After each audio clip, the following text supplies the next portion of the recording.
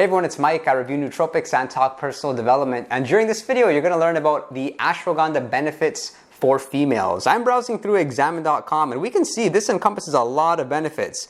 A improvement with respect to anxiety, improvement in testosterone levels, cortisol, power output, stress. There's 5 studies and we can dig deeper and see that it's effective across both genders here.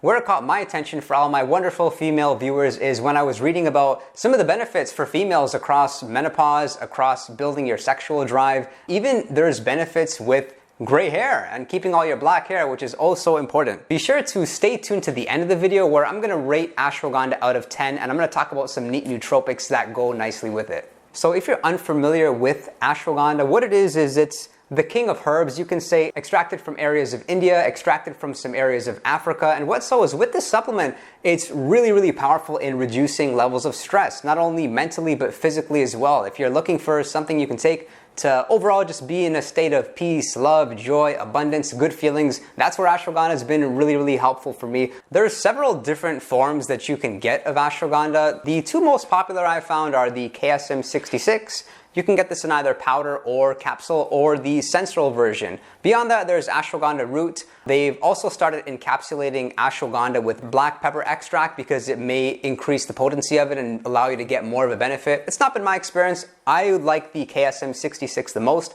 I can feel all the benefits across reducing stress, living with more energy, and really looking forward to the next day once my day's completed. So this is what it looks like here. It's like this orangish powder. I got this from Nootropics Depot.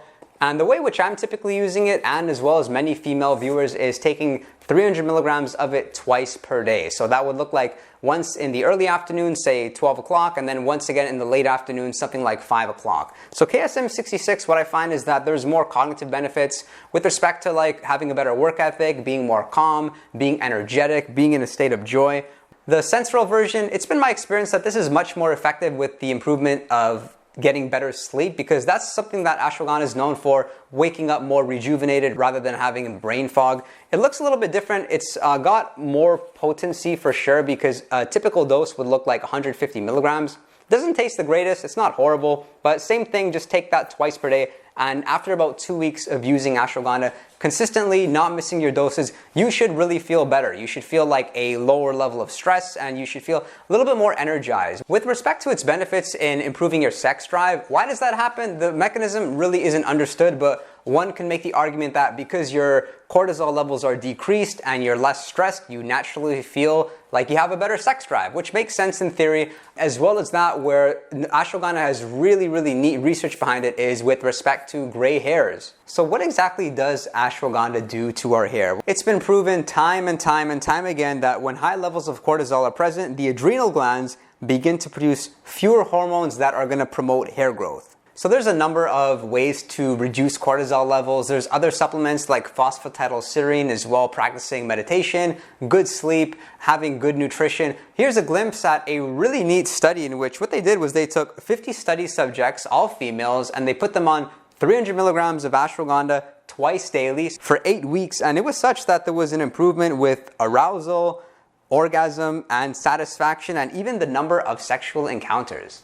Let's talk about its benefits across menopause symptoms. We want to relieve those symptoms, allow you to regain hormone balance and have good energy. There's been a number of studies which show its effectiveness. The study was done across 52 females and they measured all the symptoms. They looked at libido, metabolism, sleep troubles, hot flashes, even mood swings. And what was really neat was after the study with the 52 individual sample size, the benefits were such that ashwagandha clearly made a difference. But not only that, there was no side effects and pretty much all the participants lasted throughout the whole study. In this study specifically, the most notable reliefs were with hot flashes, sleep problems, and effects of inflammation. And there's a lot of good success stories. You can read about this online. Somebody says, I was struggling with menopausal hormonal imbalance and irritability until I discovered ashwagandha. So come to think of it, like this is a supplement, it's relatively healthy and like a natural good solution.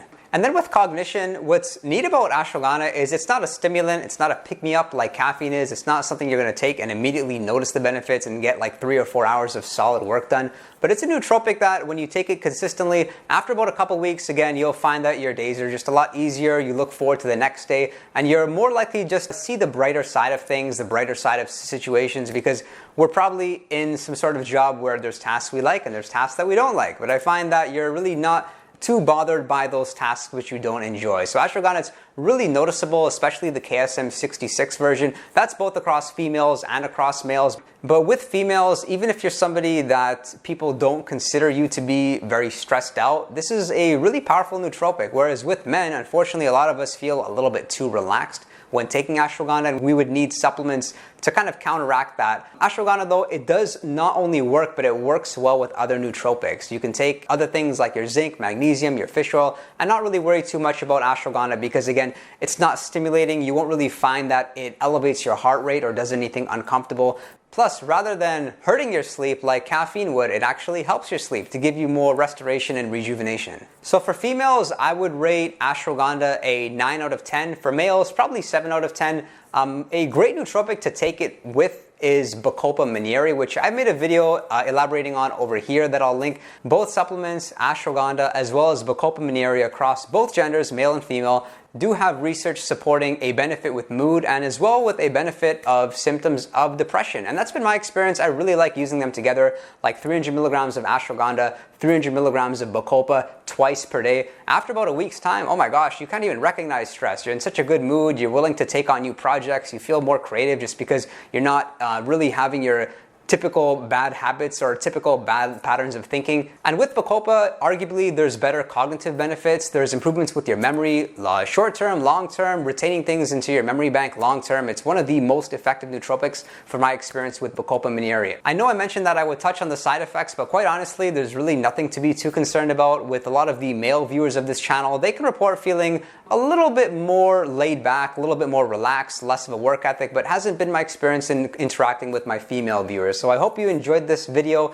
Be sure to comment below what are your thoughts about ashwagandha. And the way I'm going to leave you with is an insertion of a video I made on a really popular nootropic for productivity called Caffeine and L-Theanine. I look forward to seeing you guys on the next video, and take care. Is becoming so popular is because a lot of people are reporting insane levels of productivity by taking caffeine and L-Theanine. Everybody knows that for the most part, caffeine can help you with alertness, with wakefulness. Although it can do some bad side effects, a lot of people do experience anxiety, a lot of people do experience brain fog or that crash, and that's where this product was formulated. It's essentially a tool that a lot of people can use in a lot of different industry in order to improve their productivity and be their best self. Let's go over the benefits. First, we'll address the benefits with respect to caffeine, and then we'll talk about L-Theanine, and then the beautiful synergy which happens when you combine the two. So caffeine, of course, it's been around for a very long time. I'll take you through what's been shown on examine.com throughout all of the studies. There's been so many studies done on caffeine, and the pros, in my opinion,